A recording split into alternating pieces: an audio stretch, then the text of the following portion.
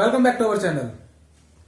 हम आप लोगों के लिए डेटा स्ट्रक्चर की लेक्चर सीरीज लेके आ रहे हैं जिसमें आपके सिलेबस के अनुसार प्रत्येक टॉपिक को कवर किया जाएगा। आज का हमारा पहला टॉपिक है इंट्रोडक्शन ऑफ डेटा स्ट्रक्चर।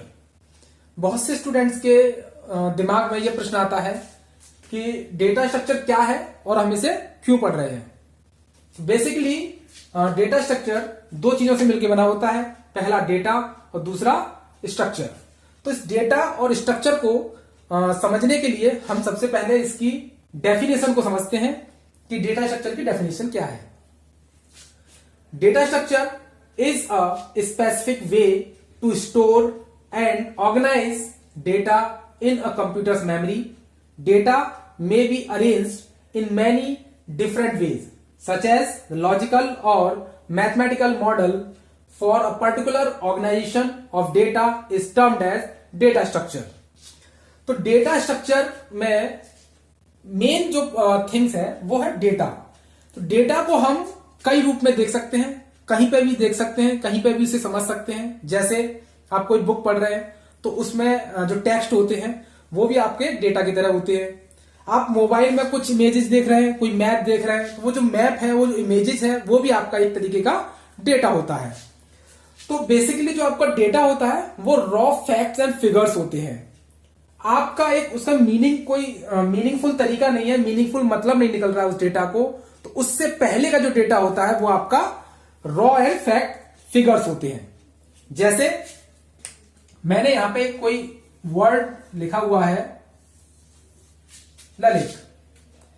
अब इस वर्ड से देखकर आप लोग ये क्या समझेंगे कि ये क्या चीज है। ये किसी व्यक्ति का नाम है, किसी कंपनी का नाम है, किसी होटल का नाम है, क्या है। तो इसको देखकर आप लोग ये अंदाजा नहीं लगा सकते कि ये क्या चीज है। So that is the raw facts and figure. Raw facts यानी कि डेटा। तो आप इसको देख के ये नहीं पता लगा पा रहे हैं कि ये क्या चीज है। So that is the data. अब इसको हम प्रोसेस करेंगे, प्रोसेस करने के बाद हम इसका एक मीनिंगफुल मतलब निकाल पाएंगे। तो बेसिकली डेटा स्ट्रक्चर के दो फैक्टर्स होते हैं। पहला फैक्टर है information should be simple enough so that anyone can process the data each time it is necessary. तो हम क्या करते हैं, जो आपकी इंफॉर्मेशन है वो इतनी सिंपल होनी चाहिए कि आप उस पर प्रोसेसिंग करें, डेटा की प्रोसेसिंग करें और उसका एक मीनिंगफुल मतलब निकाल सकें। दूसरा है आपका structure. Structure to reflect the actual relationship of the data with the real world object. हम उस पर्टिकुलर डेटा का अपने रियल वर्ल्ड ऑब्जेक्ट यानी रियल वर्ल्ड एंटिटी से, यानी कि हम जो हम कह सकते हैं कि हम उसको रिलेट कर सकें उस डेटा को कि ये इसका मतलब क्या है। जैसे मैंने आपको ये वर्ड दिया ललित। अब ये क्या है, जैसे मान लीजिए कि मैंने ये नाम लिखा। अभी इसको देख के आप अंदाजा नहीं लगा सकते कि ये क्या चीज है। अब मैं इसके ऊपर एक कुछ एट्रीब्यूट्स लिख दूं। ये एक एंटिटी हो गई, ठीक है। ये एक एंटिटी हो गई। अब एंटिटी के कुछ एट्रीब्यूट्स होंगे, उससे हम इसे क्लियर कर पाएंगे कि ये क्या चीज है। तो अब मैं इसके ऊपर लिख दूं नेम ऑफ एम्प्लॉय। अब इससे हम ये पता लगा सकते हैं कि ये जो वर्ड है, डेटा है, ये क्या है, किसी व्यक्ति का या किसी इंप्लॉय का नाम है। अब मैं इस इंप्लॉय को हटा के यहां पे लिख देता हूं नेम ऑफ होटल। अब क्या हो गया, ये जो वर्ड है, जो डेटा है, वो क्या है, किसी होटल का नाम है। तो आपको उसे एक मीनिंग देना है उस वर्ड को, उस डेटा को। तो आपको ये क्लियर करना पड़ेगा और आपको उसकी प्रोसेस करना पड़ेगा कि उस वर्ड का एक्चुअल मतलब क्या है। अगर हम उस वर्ड को कोई एक्चुअल मीनिंग नहीं दे रहे हैं तो आप ये अंदाजा नहीं लगा सकते कि उसका क्या मतलब है।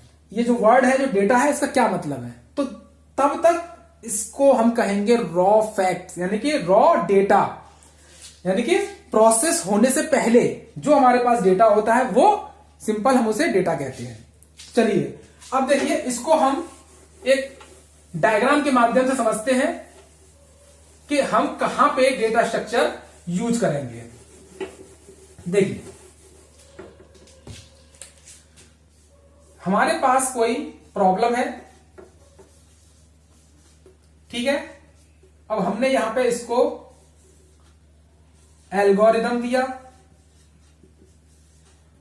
देन हम प्रोग्राम में उसे कन्वर्ट करेंगे, देन हमारे पास क्या आएगा, उसका रिजल्ट। ओके, तो देखिए, डेटा स्ट्रक्चर का एक्चुअल मतलब ये होता है कि हम किसी प्रोसीजर का यूज करके उस प्रॉब्लम को सॉल्व करें। तो हम यहां पे जो हमने एक स्टेप लिया है एल्गोरिदम, तो एल्गोरिदम वाला जो स्टेप होगा, यहां पे हम डेटा स्ट्रक्चर को अप्लाई करेंगे, यहां पे हम डेटा स्ट्रक्चर को अप्लाई करेंगे।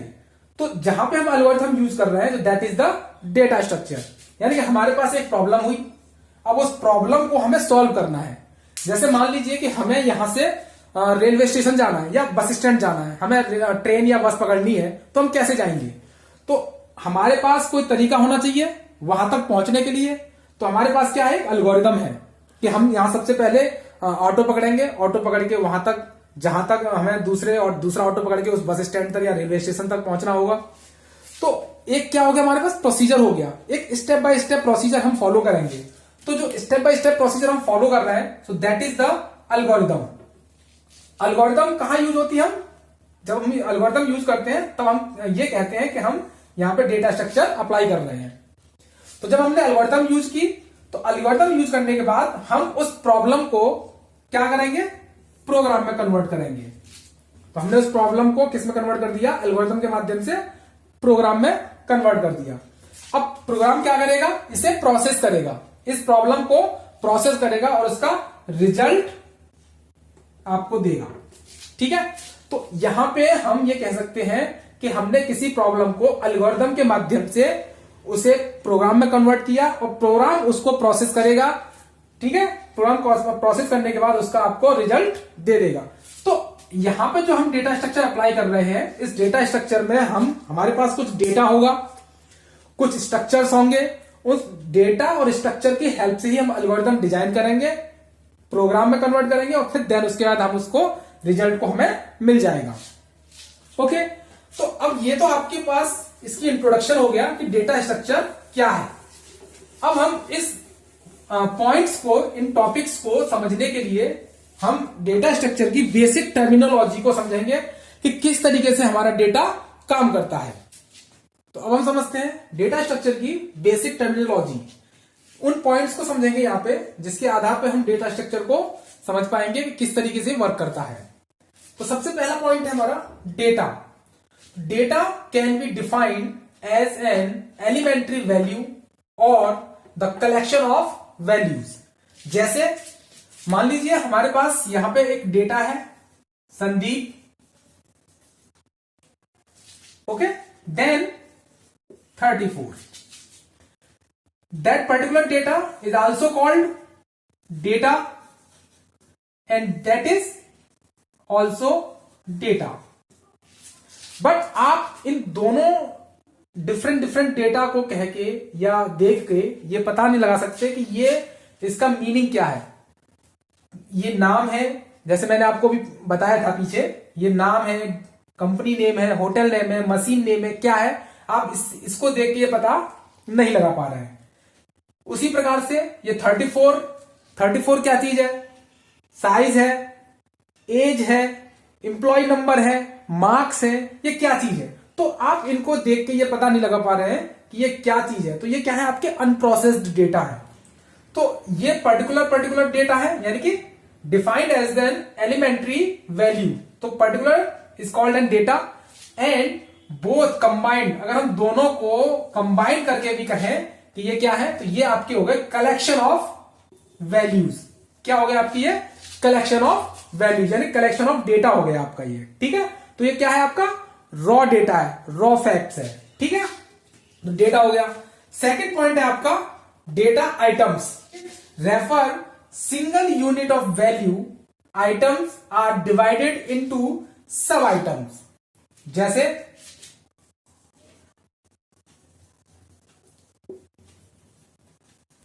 संदीप कुमार, ये क्या हो गया आपका सिंगल यूनिट ऑफ वैल्यू हो गई। ये क्या है आपकी एक सिंगल यूनिट ऑफ वैल्यू, यानी कि ये फर्स्ट नेम हो गया, ये सेकंड नेम हो गया। तो ये अभी क्या है एक सिंगल यूनिट ऑफ वैल्यू है। अगर हम इसे डिवाइड कर दें, इस आइटम को, इस डेटा को डिवाइड कर दें किसमें, सब आइटम्स में, यानी कि ये आपका एक डेटा ये हो गया, एक डेटा ये हो गया, यानी कि ये आपका फर्स्ट नेम और ये हो गया आपका लास्ट नेम। तो ये दोनों मिलके आपकी एक सिंगल एंटिटी बनाएंगे, सिंगल यूनिट ऑफ वैल्यू होगी। अगर हम इसको डिवाइड कर देते हैं तो ये क्या हो गया आपका डेटा आइटम्स हो गए। ठीक है, तो ये आपके डेटा आइटम्स हो गए, इनको आप इस तरीके से रिप्रेजेंट कर सकते हैं। तीसरा पॉइंट है आपका record. Record can be defined as the collection of various data items. अब देखिए हमारे पास अलग अलग डेटा है, अभी उसका हमारे डेटा का कोई मीनिंगफुल मतलब नहीं निकल रहा है कि हम उसको क्या समझें, उसको क्या कहें, तो हम इसको इस तरीके से समझते हैं।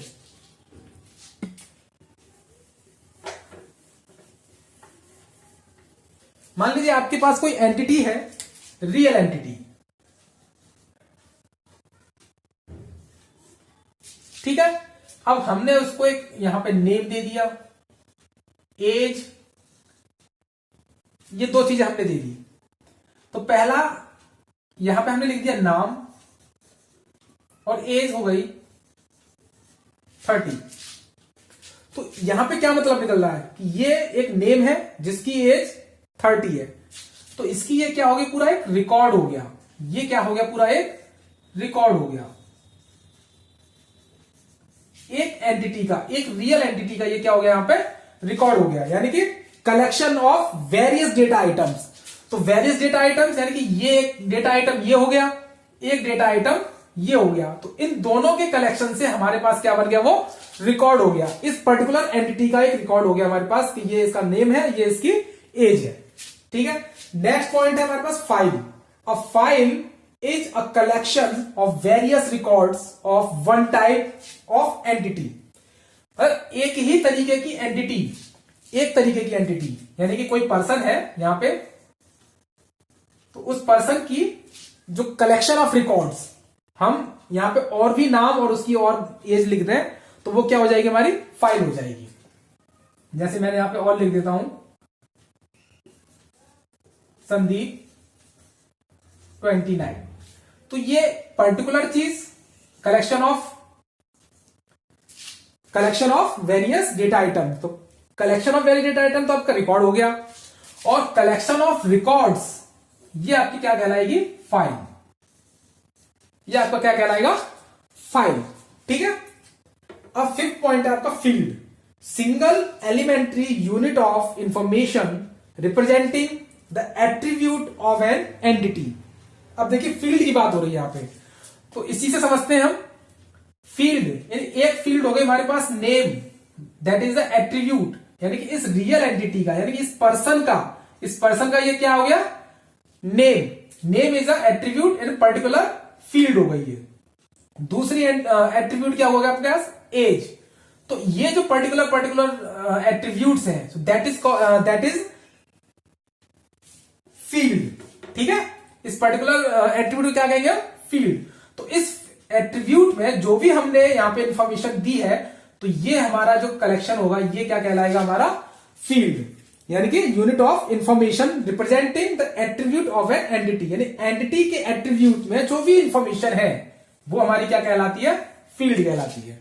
ठीक है, अब यहां पे हमारा एक वर्ड आया इंफॉर्मेशन। इंफॉर्मेशन क्या होता है, तो देखिए हम यहां पे समझते हैं कि इंफॉर्मेशन क्या है। नेक्स्ट पॉइंट है हमारा इंफॉर्मेशन।